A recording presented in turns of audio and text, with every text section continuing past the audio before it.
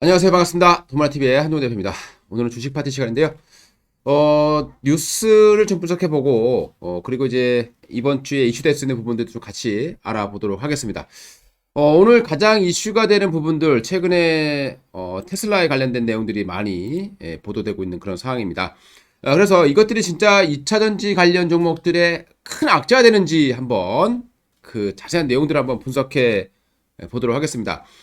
어, 테슬라가 스탠다드 레인지죠. 좀 이제 주행 거리가 낮은 적은 그런 이제 자동차의 전기차의 이제 리튬 이산철을 전격적으로 거치한다라는 내용들이 나오고 있습니다. 과연 이제 리튬 이산철이라는 게 무엇인지, 그리고 이게 진짜 우리 삼원계를 하고 있는 한국 배터리 업체들에게 정말 엄청난 큰 악재인지 뭐 면밀하게 좀 분석을 좀 가질 필요가 있습니다. 사실 LLF, 에코프로 이런 기업들이 주가가 밀리는 부분들은 아무래도 여기에 대한 악재라기보다는 주가가 그동안에 많이 올랐다라는 게 더 큰 악재가 아니겠느냐라고 생각이 됩니다. 주가라는 것은 많이 오르면 이제 악재에 민감해지는 부분들이 있기 때문에 그런 부분이 더 중요하지. 이것 때문에 뭐 우리 NCM이라든가 NCA 방식의 배터리가 뭐 완전히 뭐 뒤바뀐다, 운명이 뒤바뀐다, 중국한테 뺏긴다, 뭐 이렇게 보기는 일단 어려울 것 같습니다. 이제 그 내용들을 한 번씩 보면서 이제 설명을 좀 드려보도록 하겠습니다. 그 외에 이제 오늘 이제 나왔던 뉴스들도 같이 보면서요, 한번 이제 어떤 뉴스가 있었고 어떤 내용들을 봐야 되는지 그런 부분들 한번 같이 짚어보도록 하겠습니다. 배터리의 종류는요, 이제 소재에 따라서 이제 LFP, 이제 리튬 인산 처리 되겠죠. 그 다음에 NCA, NCM, 이렇게 방식이 나눠지게 됩니다. 근데 이 LFP라는 게 뭐냐면요, 이온 전도도가 일단 낮아요. 그리고 전자 전도성이 낮다라는 치명적인 좀 단점을 가지고 있습니다. 근데 이것을 CATL이 좀 해결했다라고 얘기를 하는데요. 뭐 업계에서는 이것 해결하기가 절대 쉬운 문제가 아니다라고 얘기를 많이 하고 있는 그런 상황이고요. 일단 LFP 에너지 밀도가 낮고요. 그리고 일회 충전 시 주행 거리가 굉장히 좀 짧습니다. 최대한 400km 나오면 많이 나오는 거다라고 봐야 될 것 같고요. 그리고 이제 리튬엔 NCM 방식 3원계 같은 경우는 이제 뭐 최근에 500km 근처까지도 나오고 있는 상황이죠. 최근에 EV6 같은 경우는 이제 460까지 470까지 지금 뭐 공식 연비가 나오고 있는 그런 상황입니다. 리튬 인산철 같은 경우는 가격이 일단 저렴하죠. 코발트 대신에 좀 쉽게 구할 수 있는 철을 사용하고 있다는 부분들이고요. 안정성이 일단 높습니다. 요즘에 이제 이렇게 나오는 이유가 뭐냐면 최근에 이제 LG화학이죠. LG에너지솔루션의 배터리를 탑재했던 GM 뭐 화재가 좀 많이 났고 그러다 보니까 리콜도 대량으로 이루어지고 있는 그런 상황입니다. 근데 이제 왜 이쪽에서 화재가 많이 나느냐라고 보게 되면 LFP를 탑재한 비율과 일단 LG 에너지 솔루션이 많이 판매됐습니다. 그렇기 때문에 조금 더 화재가 많이 난 것처럼 볼 수도 있는 것이고, 또 하나는 이 인산철을 탑재했던 중국 BYD라는 자동차 최근에 화재가 안 난 거 아닙니다. 화재 수도 더 많았다라는 얘기도 있는 거죠. 물론 이제 화재가 발생할 때 이 속도, 음,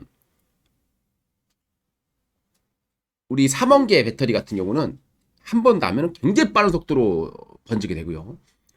이 리튬 회사철 같은 경우는 탄 부분만 타는 부분이 있기 때문에 뭐 15분 정도 시간이 걸린다라고 얘기 많이 합니다. 그렇기 때문에 그래도 이제 LFP가 좀 안전하다라는 부분들은 뭐 구조적으로도 그렇고요. 좀 많이 나와 있는 부분이고 전기 전도도가 낮고요. 이온 속도가 굉장히 확산 속도가 좀 낮다라고 보시면 되겠습니다. 소재를 보게 되면은 니켈 대신에 이제 철을 사용해야 되고요. 거기에 이제 코팅, 도핑 이런 한 작업을 거치게 됩니다. 양극 재료는 리튬, 탄산 리튬이라고 보시면 되겠고요. 그다음에 인산철, 그리고 응급제 같은 경우는 이제 지금과 마찬가지로 이제 흑연이 쓰이고 있기 때문에 이제 포스코 케미칼 같은 업체에게는 뭐 큰 영향이 없다라고 보시면 되겠고요. 분리막 같은 경우는 이제 폴리머 분리막인데요. 이제 주로 건식 분리막이 많이 사용한다라고 나오고 있습니다. 여기 보시게 되면은 가격이 그렇게 많이 싸느냐, 셀 가격이 뭐 한 20% 정도 싸다라고는 하는데 이게 다가 아니라는 거죠. 그러니까 아무래도 화재 위험이 있다 보니까 NCM 방식 같은 경우는 NCA나 이 삼원계 같은 경우는 이 외에 이제 안정성에 들어가는 비용, 뭐 우리 배터리 관리 시스템이라든가 뭐 여러 가지 이제 안전을 하기 위해서 더 많은 돈이 들어간다. 그래서 이 용량뿐만 아니라 이제 거기에 부수적인 비용이 더 들어간다는 부분들이 조금 이제 비용 상승권이 된다라고 보시면 될 것 같습니다. 그 다음에 이제 바로 이제 넘어가서 보게 되면요. 요게 이제 구조예요. 구조. 이 안정성과 용량의 차이인데, 요 A로 표현되어 있는 게 바로 이제 그 현재 3원계 방식이라고 보시면 될 것 같아요. 3원계 방식이고요. 그 다음에 여기 C로 되어 있는 게 바로 이제 리튬 인산 처리하고 있는 올리핀 구조라고 나오고 있습니다. 그러니까 이 A 방식 같은 경우는 이제 층 방식이에요. 층. 그렇기 때문에 이 위로 빈 공간이 있죠. 여기 보시면 공간이 있다라는 겁니다. 그래서 여기서 이제 리튬이 여기로 이제 리튬 전 이온이 들어간다라는 거거든요. 쉽게. 그래서 우리가 이제 용량을 늘릴 수 있고 에너지 밀도를 높일 수 있다라는 거죠. 그런데 그만큼 과부하, 과충전 이런 문제가 발생할 수 있다라는 거. 예, 이게 이제 치명적인 단점이 되겠죠. 그래서 최근에 이제 뭐 화재가 좀 많이 나타난 부분도 있을 거고, 요 이제 올리핀 구조라는 거 부분들을 보시면 구조적으로 연결이 되어 있어요. 이렇게 연결되어 있기 때문에 리튬 이온이 올라갈 수 있는 그 공간이 굉장히 적다라는 거죠. 근데 이거를 어떻게 해결하겠느냐는 거죠. 그래서 쉽게 해결되지 못하는 그런 문제인 것은 뭐 분명한 것 같고요. 그래서 요게 이제 올리핀 구조, 그래서 안정적이다라고 나오고 있습니다. 그리고 이제 마찬가지로 양극에는 알루미늄 박이 들어가고요. 음극에는 역시 동박이 들어가는 부분들은 뭐 큰 변화가 없습니다. 그래서 뭐 이런 동박 알박 업체에게는 뭐 큰 악재가 되지 않는 거고요.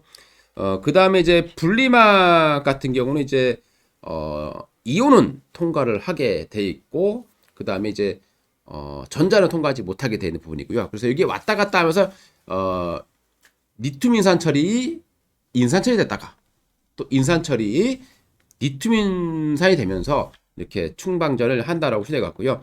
충전 방전 이렇게 나온다라고 보시면 될 것 같습니다. 이런 구조는 복잡하긴 합니다만은 뭐 그런 식으로 자유롭게 이제 충방전이 이루어지는 구조라고 보시면 될 것 같고요. 요 LiFePO, 요 FP는 뭐 처리니까요. 리튬 처리죠. 그다음 PO4라고 되어 있는데 충전할 때 이렇게 들어가고, 탄소에 끼어 들어갔다가 또 이게 왔다 갔다 하면서 여기 리튬 이온만 들어갔다가 나왔다가 하면서 이제 충전과 방전이 이루어진다라고 이런 구조를 가지고 있다라고 보시면 될 것 같습니다. 요게 이제 그 리튬 인산철 배터리예요. 요게 이제 각형이고요. 요게 이제 원통형입니다. 같이 만들 수 있는 부분들이니까 참고로 그림 보시면 될 것 같고요. 최근에 이제 중국 같은 경우는 이제 버스에는 그 3원계 배터리를 쓰지 못하게 했다라고 하고 있습니다. 왜냐하면 아무래도 3원계는 조금 위험성이 있다라는 부분들이 있기 때문에. 그런데 이제 중국 버스에 왜 그러면 이걸 탑재했냐 보면 이제 버스는 크죠. 굉장히 크고 그렇기 때문에 이제 밑에 배터리를 많이 넣을 수가 있습니다. 그래서 승용차 대비해서 10배 정도까지 이제 뭐 넣을 수 있다고 하기 때문에 버스 같은 경우는 이제 리튬 인산철을 쓰는 게 더 효율적이고 안전적이다라고 중국에서 판단하고 있는 것 같고요. 그 다음에 이제 장점적인 부분들, 구조적인 안정성 가지고 있다 말씀드렸고요. 열적 안정성 가지고 있고요. 고온 장기 방치에서 우수하다 이렇게 나오고 있고, 고출력용 소재. 이게 이제 무슨 얘기냐면요. 원래 이 리튬 인산철이 뭐 오래전에 개발된 부분이고, 한때 이제 산요라고 합니다. 일본에서 이제 산요가 되겠죠. 여기에서 이제 이 LFP를 사용한 배터리를 만들었다는 거죠. 그러니까 이 리튬 인산철 같은 경우는 고출력으로 계속 가는 장점이 있다라는 거고요. 그리고 이제 삼원계, 우리 NCA 뭐 이런 NCM 방식 같은 경우에는 처음엔 출력이 높은데 가면서 출력이 떨어지는 단점이 있다라는 거죠. 그래서 이제 전동공 같은 경우는 힘이 계속 좋아야 되는 부분이 있기 때문에 한때 이제 여기서 일본이 먼저 하고 나서 엄청난 그 인기를 끌었지만 자동차 쪽에서는 한국은 이 기술력이 우수한 이 삼원계 방식을 택한 거고 중국 같은 경우는 이제 아무래도 기술력이 좀 떨어지기 때문에 좀 저렴한 그러니까 중국의 방식은 약간 일단 저렴하게 만들고 거기에 이제 단점을 고쳐나가는 어떤 방식이라고 보시면 될 것 같고요. 그래서 가격 경쟁력을 좀 가지고 있다라는 장점을 가지고 있습니다. 단점 같은 경우는 역시 이제 에너지 밀도예요. 앞에서 이제 구조적인 부분을 보시면 아시겠지만 이 NCM 방식에 비해서는 밀도가 현저히 떨어지죠. 그리고 용량 부분에서도 장거리 주행에는 이제 좀 여리하다라고 보시면 될 것 같습니다. 그럼 최근에 이제 LFP 배터리를 채용하고 있는 모델이 뭐가 있느냐? 테슬라. 근데 이게 새로운 얘기는 아니에요. 이미 그 테슬라의 스탠다드 같은 경우는 이미 뭐 어느 정도 리튬 이산철 배터리를 사용하고 있었다는 거고요. 그런데 여기서 이제 그 전 모델 스탠다드 같은 경우는 즉 스탠다드로 가면 360 정도 나올까요? 360, 70 정도의 주행 거리를 가지고 있는 그 부분 이제 모든 부분에 이제 다 LFP를 사용하게 된다라는 게 이제 오늘 최근에 이제 나왔던 뉴스가 되겠습니다. 그다음에 최근에 이제 GM 같은 경우에도 뭐 일부 적용은 있지만 뭐 확대는 안 한다 이렇게 보시면 되겠고요. 그다음에 폭스바겐 몇 개 조금 있을 거고요. 엔트리 모델에만 적용하는 부분이 있을 겁니다. 포드는 없어요. 그리고 상용 EV에 이제 향후에 적용할 거다. 상용이라고 하면 이제 버스라든가 뭐 이런 부분이 될 것 같습니다. 이렇게 이제 앞으로 계획들이 나와주고 있는 상황이고요. 그런데 이제 최근에 이제 LFP를 쓴다라는 것은 가격적인 측면이거든요. 그러니까 최근에 왜 이게 이제 이슈가 됐냐면 니켈 가격 올라갔고요. 코발트 가격 많이 올라왔고 그리고 이러다 보니까 이제 상대적으로 저렴한 인산철을 쓰겠다라고 하는 건데 여기에도 이제 탄산 리튬이 들어가죠. 근데 탄산 리튬 가격이 최근에 많이 급등해 있는 상황입니다. 무조건 뭐 가격적인 우위가 있다라고 또 단정하기도 어려운 그런 부분인 것 같고요. 그 다음에 이제 비용을 한번 보면은 양극재하고 이 재료비를 보게 되면은 이 재료비 요 보게 되면 차이가 좀 많이 나는 것처럼 보이지만 그 모든 비용을 합쳤을 때 밀도라던가 이런 걸 다 합쳤을 때는 뭐 대략 8%도 막 차이 안 나더라라는 보고서가 발표되고 있습니다. 요 그림이 이제 바로 최근에 이제 BYD의 자동차, 전기차에서 이제 화재가 발생했던 부분이 되겠습니다. 그러니까 이게 무조건 안정하다라고 볼 수는 없는 것 같아요. 우리 뭐 가솔린 차, 뭐 디젤 차 같은 경우에도 얼마 전에 이제 BMW 같은 경우 뭐 화재가 막 매일매일 몇 대씩 났지 않습니까? 그런 거 본다라면 뭐 모든 차에서 일부는 화재가 발생할 수밖에 없지 않을까라고 판단이 되는 거고요. 그래서 이게 더 안전하다. 물론 구조적인 부분은 안전하고 화재가 나는 속도라든가 이 삼원계 배터리 같은 경우는 한번 화재가 나면 다 탈 때까지 끌 수 없다. 이런 또 치명적인 단점을 갖고 있기도 합니다. 근데 최근에 이제 CATL이 나온 내용 보게 되면 C2P라고 그래요. C2P, 셀2팩이라고 그래가지고요. 모듈을 없애고 바로 패키징하는 기술이라고 보시면 되겠습니다. 이 기술을 이제 최근에 이제 BYD가 만들어내서 효율을 40%에서 60%까지 끌어올렸다라는 그런 내용이 나오고 있죠. 이 정도가 될 것 같아요. 이거 뭐 여기서 뭐 얘네들이 500km를 가고 600km를 가고 이렇게 할 수 있는 것은 사실상 아닌 것 같고요. 향후의 전기차는 저도 뭐 전기차를 굉장히 선호하는 저도 환경을 좀 생각하기 때문에 전기차를 좀 좋아해요. 근데 400 이하의 전기차를 타게 되면 이게 400km가 400km가 아니라는 거죠. 겨울에 히터 틀어야 되죠. 여름에 에어컨 틀어야 되죠. 거기다 또 겨울 되면 또 효율 더 떨어집니다. 그리고 이 배터리라는 게 가솔린하고 좀 다른 게 남아 있을 때, 그러니까 이게 한 10%밖에 안 남았어요. 20%밖에 안 남았어. 내가 사용할 수 있는 게. 그러면 주행 가는 거리가 막 100km다. 그러면 그때부터 마음이 불안해져요.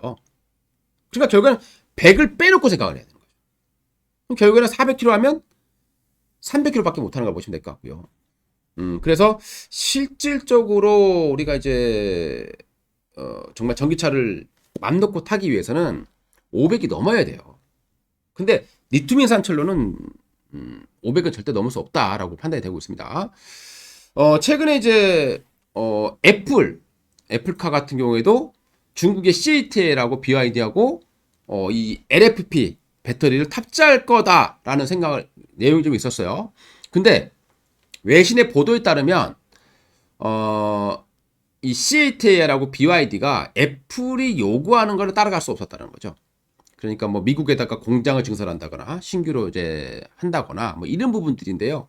아무래도 미중 관계가 안 좋다 보니까 그런 리스크가 있겠죠. 그래서 CATL하고 BYD가 그걸 할 수 없다. 그래서 일단은 뭐 협상이 자초됐다라는 내용이 나오고 있고, 그리고 이제 대신에 파나소닉과 협상하고 있다. 왜 하필 파나소닉과? 우리나라도 좋은 거 많은데 말이죠. 아마 애플 같은 경우는 이제 항상 뭐 보시면 아시다시피 이원하죠. 이 공급업체를 다 이원하기 때문에 뭐 여러 군데다 이제 맞춰놓으려고 하는 그런 상황으로 보시면 되겠고요. 다만 이제 여기서 자초됐다라는 게 문제지, 애플조차도 일단은 LFP를 선호했다라는 부분들, 이게 조금 좀 걸림돌이 되는 것 같습니다. 그리고 왜 테슬라는 갑자기는 아니죠. 왜 이렇게 할 수밖에 없는가를 보게 되면요. 일단 중국 같은 경우도 그렇고 앞으로 보조금이 줄어들어요. 우리나라 전기차 같은 경우도 제가 이제 3, 4년 전에 봤을 때 2,100만 원에서 한 대당 지방 보조금까지 합쳐가지고요 1,900 정도까지 보조금을 줬는데 지금은 1,200, 뭐 서울 지역은 1,000만 원 정도밖에 되지 않고, 그리고 가격이 좀 비싸지면 보조금이 그걸 받지 못하는 상황이 발생하게 되는 거죠. 그러다 보니까 이제 중국 같은 경우도 전기차 보조금이 삭감될 것이고, 글로벌 전기차 보조금 또 인센티브가 감소된다는 부분들입니다. 그러면 상대적으로 전기차에 대한 가격 상승 효과가 발생하게 되겠죠. 그래서 3원계에 대비해서 저렴한 부속비용을 가지고 있는 이 LFP를 스탠다드 부분에서는 사용하는 걸로 보시면 될 것 같습니다. 아무래도 가격이 비싼 건 어차피 보조금 잘 안 주니까 그 가격을 맞추기 위한 부분이 아닌가라고 생각이 됩니다. 근데 아이러니하게도 말이죠. 이번에 테슬라가 가격을 인상한다라는 얘기가 있어요. 뭐 3,000달러에서 5,000달러 정도, 300에서 500 정도를 올릴 거다라는 그런 내용들이 또 나오고 있는 그런 상황입니다. 그러니까 가격을 낮추기 위해서 LFP를 했다. 이것도 너무 조금 얘네들 목적과 좀 어피가 안 맞는 그런 부분이 좀 있는 것 같습니다. 아무튼 이제 뭐 테슬라가 본격적으로 아무튼 본색을 드러내면서 이제 수익을 위한 그런 어떤 행동을 보이고 있는 게 아닌가라는 생각이 듭니다. 지금 당장은 어쨌든 뭐 LFP의 리튬 인산철의 확산은 막을 수는 없을 것 같아요. 아빠 이제 폭스바겐 같은 경우도 좀 늘릴 가능성이 높고, 그런데 이제 향후에 2년 뒤에는 다시 3원계가 결국에 승리할 가능성이 높다. 아무래도 전기차를 타면서 말이죠.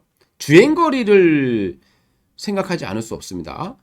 우리나라처럼 작은 나라도 주행거리가 필요한데 말이죠. 좀 큰 나라 같은 경우는 더더욱 필요하지 않을까, 이 주행거리가. 중요하지 않을까라는 생각을 해봐야 될 것 같고요. 향후에 이제 하이니켈, 지금 811, 니켈 811, NCM 811 같은 경우가 이제 니켈 함유량을 늘려서 밀도를 높이겠다는 건데요. 이게 지금 아직 완벽하게 이루어지지 않고 있습니다. 근데 2년 정도 안에 이 비율이 높아지게 될 것이고요. 그러면 이게 이제 가격이 하락하게 됩니다. 그러니까 킬로와트 시당 100달러 미만으로 맞추게 되고, 그리고 주행거리를 증가시키게 될 겁니다. 그리고 CATL도 지금 뭐 LFP로 하고 있습니다만은 많이 장기적으로는 역시 NCM을 택했다라는 것도 뭐 부정할 수 없는 내용인 것 같고요. 그 다음 더 중요한 부분들은 바로 폐배터리 재활용 부분입니다. 향후에 이제 폐배터리도 재활용하는 걸 의무화한다는 거죠. 유럽 같은 경우에. 그럼 킬로와트 시당 이 3원계 배터리 같은 경우에는 24달러 정도를 재활용할 수 있고요. 리튬 산체 같은 경우는 4달러밖에 회수되지 않는다는 부분들이죠. 그러니까 결국에는 나중에 가게 되면은 3원계가 승리할 가능성이 결국엔 높지 않을까라는 보고서들이 좀 많이 나오고 있는 그런 상황입니다. 자, 그러면 이제 여기에서 이제 관련된 업체들 중도 있을 것이고 피해를 보는 업체도 분명히 있을 것이고, 근데 이제 관련 없는 기업들은 동박 기업들은 뭐 큰 관련이 없는 것 같고요. 알박기념, 알루미늄 박들도 큰 연관성 없는 것 같고, 그다음에 전해질을 하고 있는 업체들도 뭐 큰 부분은 없는 것 같습니다. 이 전해액에 들어가는 게 바로 이제 이 전해액에 들어가는 게 이제 유기용매하고 리튬염이 들어가거든요. 이 LFP에. 근데 첨보도 바로 이 LF 및 니켈 기반의 2차 전지 모두 성능 개선시키는 리튬염을 생산을 하고 있는 그런 기업이기 때문에 뭐 첨보도 큰 영향이 없다라고 봐야 될 것 같고, 에코프로라든가 LNF 이런 기업들도 뭐 충분히 바로바로 또 전환될 수 있는 부분도 있기 때문에 역시 큰 타격은 없을 거다라고 생각이 됩니다. 다만 그동안에 에코프로와 LNF는 이 테슬라에 대한 기대감으로 주가가 너무 폭등을 했다라는 게 이제 문제죠. 그래서 뭐 주식을 사야 된다라는 말씀을 드릴 수는 없을 것 같고요. LNF 주가는 보겠습니다.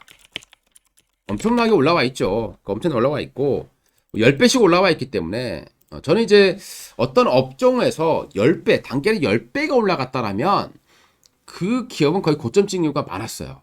그래서 이거는 그와 상관없이 일단 너무 많이 올랐다는 부분들이 이제 주가를 좀 내리뜨리는 그런 모습이 나타날 가능성이 높다라고 생각이 드니까요. 참고하시기 바라겠고요. 그 다음에 이제 테마주로서 이게 뭐 실제적인 수혜다 이렇게 보기는 좀 어려울 것 같지만 테마주로서가 있겠죠. 그래서 이 리튬 LFP라는 이 말의 대장주 역할을 해왔던 업체는 바로 파워넷이에요. 그러니까 중국 기업의 이제 그 한 개 정도인데요. LFP 제품을 납품했다라는 내용이 나오면서 최근에 이제 가장 먼저 급등을 하는 모습을 보여줬습니다. 근데 금요일 날 상승 음봉으로 끝난 거 보니까 아마 다시 한번 급등할 가능성이 있어 보이는 그런 모습이에요. 자, 여기 보시면 여기 이제 시크릿 패밀리입니다. 요 보이시는 게 우리 이제 제가 실시간으로 정보를 드리는 그런 이제 그 시크릿 패밀리라는 방인데요. 뭐 누구나 무료로 참여하실 수가 있습니다. 뭐 추천 이런 건 아니고요. 그냥 어떤 뉴스 이슈, 그러니까 요즘 시장 자체가 앞으로는 마찬가지입니다. 지금이 상승장이 아닙니다.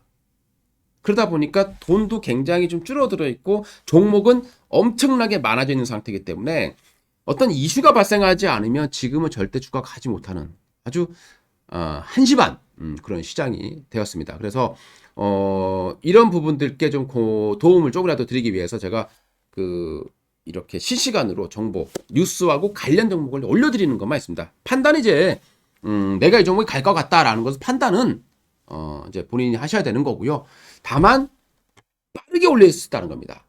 시장에 잘 노출되지 않았을 때 올려드릴 수 있고요. 최근에 이제 뭐 대우부품도 올려드려 상한가를 갔었고, 그 다음에 이제 인트로메딕도 싸이월드 관련해서 제가 정보를 뉴스를 올려드렸고 상한가를 기록을 했습니다. 그리고 이제 금요일 같은 경우 이제 여기 보시게 되면 이제 좀 일찍 10월 21일 날 오전이죠. 오전에 벌써 이제 오전에 이런 내용을 올려드렸습니다. 파워넷 인산철 배터리 관련 기술을 가지고 있는 업체다라고 말씀드렸고요. 테슬라가 스탠다드 레인지 전기차 배터리 전량 고치 예정. 그래서 파워넷을 먼저 이렇게 올려드렸습니다. 그래서 파워넷이 그 당시에 이제 10% 정도 올라왔을 때였고 장중 이제 상한까지 갔었고요. 그리고 이제 금요일날도 올라왔다가 좀 밀리긴 했습니다만은 아마 다시 올라가지 않을까. 주말에 계속 그런 내용이 나왔기 때문에 이슈가 계속 부각되고 있는 그런 상황이죠. 이렇게 이제 실시간적으로 정보를 올려드리는 부분들이고요.